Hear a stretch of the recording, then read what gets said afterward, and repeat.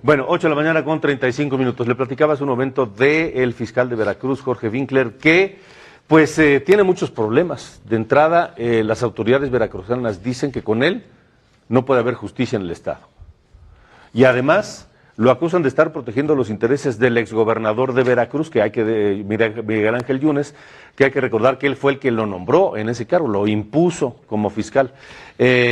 También hay que recordar que ayer mismo la Suprema Corte de Justicia tomó una decisión en el sentido de que obliga a los funcionarios públicos a no bloquear o desbloquear en su cuenta de Twitter a cualquier persona que los critique o que opine sobre su trabajo.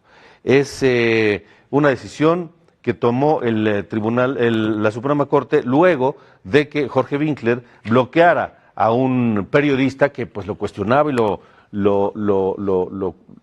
criticaba en redes sociales.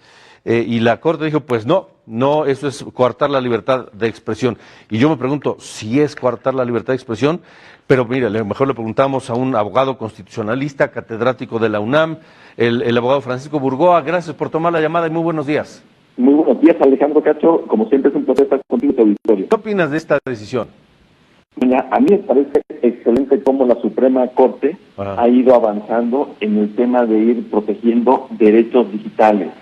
En esta ocasión, ya la segunda sala de la Suprema Corte, después de que se presentó un amparo ante un juez de distrito, se presentó un recurso de revisión ante un tribunal colegiado y posteriormente la segunda sala atrajo este amparo, viene a discutir sobre el tema del derecho de acceso a la información pública que debe tener toda persona. Y aquí el punto fundamental es, por una parte, hay que tener en cuenta que no existe ninguna ley que obligue a los servidores públicos a tener cuentas de redes sociales, sea de Twitter, sea de Facebook, por ejemplo. Pero si una persona, un particular, se convierte en servidor público y empieza a difundir información inherente a sus actividades, en ese momento está convirtiendo su cuenta en una cuenta pública.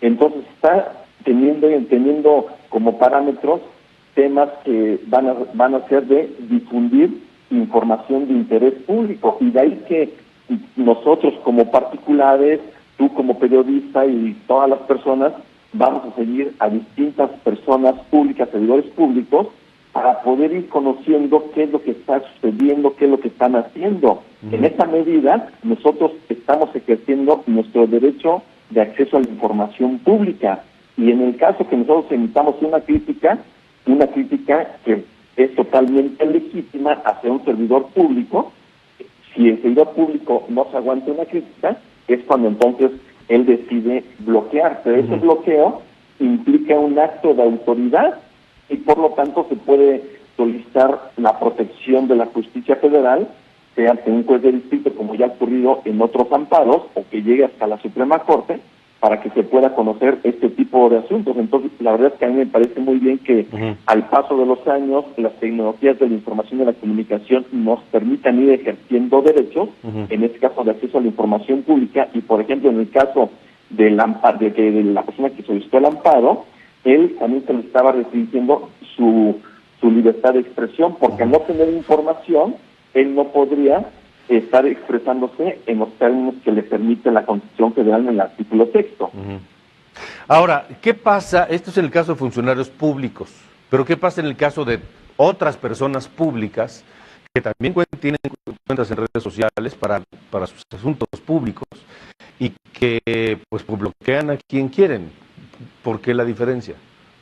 Bueno, es que la diferencia está en la información en que uno esté difundiendo. Si una persona es servidor público y en ese momento él no pone en su referencia ahí curricular o en su biografía que está asumiendo un cargo público y él está difundiendo solamente cuestiones de fotografías, de paisajes, cuestiones personales, que fue a comer, o sea, no está difundiendo información inherente al cargo público. Entonces, esa cuenta es una cuenta que se considera personal y puede bloquear a quien quiera.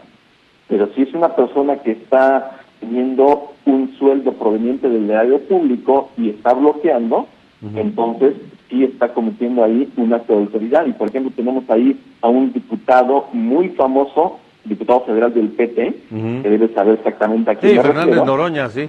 Exactamente. Él tiene un estilo muy particular en donde recibe pues no solamente críticas, sino insultos. Entonces, él ha bloqueado a muchísimas personas que lo han insultado. Y él, por ejemplo, ayer dijo que en ningún momento él va a desbloquear, así existe esta resolución de la Suprema Corte y así existe jurisprudencia, él no va a desbloquear absolutamente a nadie.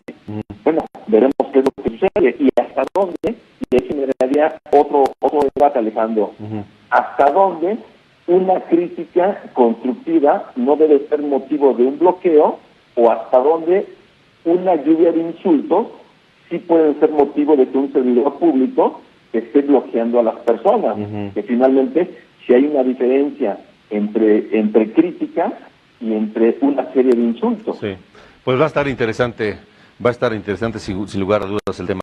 Abogado, gracias por haber tomado la llamada. Al contrario, Alejandro, muy buenos días. Igualmente, gracias. Francisco Burgoa, abogado constitucionalista y catedrático de la universidad. Son las 8 de la mañana.